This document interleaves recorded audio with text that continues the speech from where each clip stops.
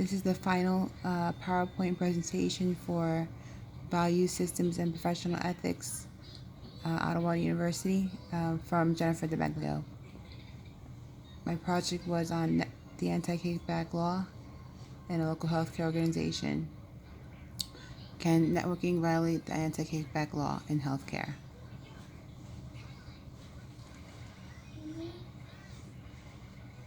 Healthcare and age caps. Age caps is a type of survey done by patients mostly, and basically the survey is almost as if it's a performance survey. It evaluates the performance of the healthcare system as a system and also as individual departments, sites, physicians, nurses, and staff. It also evaluates up to the cleanliness of the organization, even as far as the food the hospital provides is evaluated in the HCAP scores.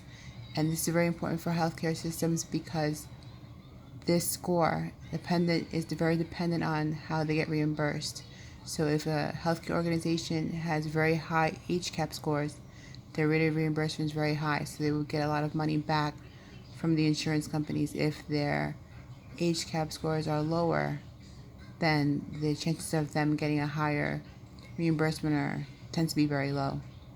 This is a very important aspect, and it's one of the building blocks of organizations in healthcare. They want to make sure that this score is very, very high. Competition between privately owned facilities and larger organizations. A lot of patients rather go to a privately owned facility just because the facility is cleanlier, it's more modern, the equipment is more up to date. A lot of people don't like going to hospitals at all for routine exams such as like a chest x-ray or what have you. A lot of patients view hospitals as a scary place that's full of bad, vibes, basically, and they rather not go to a hospital in general. So that within itself is kind of helping the smaller privately owned facilities get more business because patients, they just don't want to go to a hospital. As far as the techs are different, the patients are different, the staff is different in both places. In hospitals, depending on the hospital, the majority of hospitals use one staff member for multiple duties. So the person who's taking your chest x-ray could also be the person who's taking your blood sample, who's also checking you in, who's also checking your insurance. It could be the same person. Whereas in a facility, a privately owned office, there's one person for every task. So there's a person for checking you in at the front desk, there's someone to answer the phones, there's someone to help the technologist, there's someone to help the physicians, there's someone to do every task in an office. So the atmosphere in an office, as far as staff is concerned, is better because they're less stressed. Whereas in a hospital, dependent on the hospital or healthcare organization, the chances of the same person doing more than one job is very high.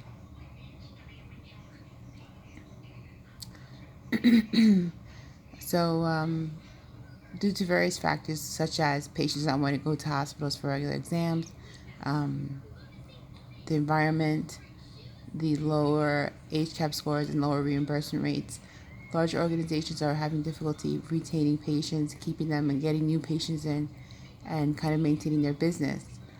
So, in a local health organization, there was a marketing committee developed, and their main goal is to plan events to attract new patients.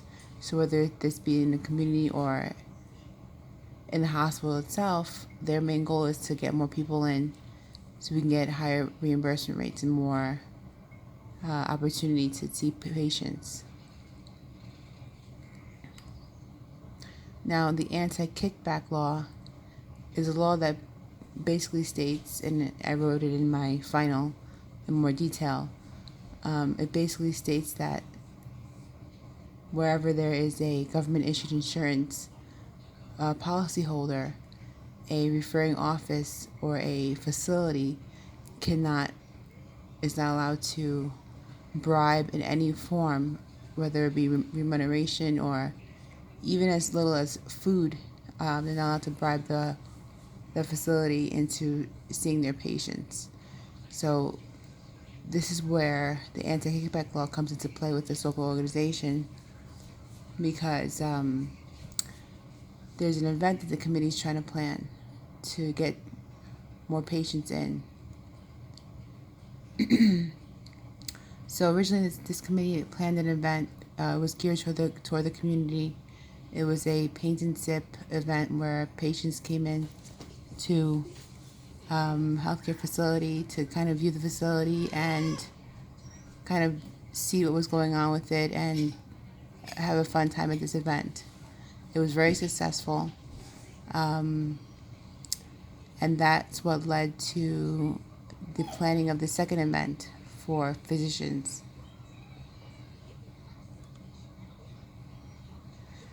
So it's questionable that the planning of the second event, which is labeled a physician office manager party event, which is geared towards the office managers of the physicians' offices to bring in more people into the local organization, it's possible that they will be in violation of the anti-kickback law. So some possible actions could be to re-strategize their marketing and maybe stay away from the physician offices directly, maybe go towards more of the community, plan the event towards the community like they did with the first event. Or they can cancel the event in general just to kind of not be in violation of the kickback law. Another possibility is they can weed out the government issued insurance users, or they could be a whistleblower. So if they were to weed out the government issued insurance users, that may be a good possibility, as they will retain some of the insurance, the patients who have private insurance. They can keep that business, but it would be very labor intensive to go in and kind of research every single person's insurance and either schedule them for exams or to deny them service just so they won't be in violation of the law. Again, if there is a whistleblower, there's a very good chance that there could be retaliation against the whistleblower. So the conclusion is here that the local organization will follow through with the event despite possible violation. So even though that it was mentioned that this could be a possible violation of the anti-kickback law, the leadership of that organization has decided to continue and follow through with the event despite of any kind of violations of the law. So as of the date, the event hasn't happened yet. This is a real life example. The event has not happened yet, but it is being planned for the end of January. And it's going to, the goal of the event is to have the physicians and their office managers come enjoy themselves at a event that's catered to them, in the hopes, or the goal is for those physicians to refer patients to this organization. So most of them do have, I would assume most of them do have Medicaid, Medicare, or government issued insurances, but there's some that may not. And I guess the leadership will need to handle and hope that there is no whistleblower or any kind of illegal action taking place. Okay, this was my video presentation. I am Jennifer DeMeglio. This is Ottawa University. Thank you.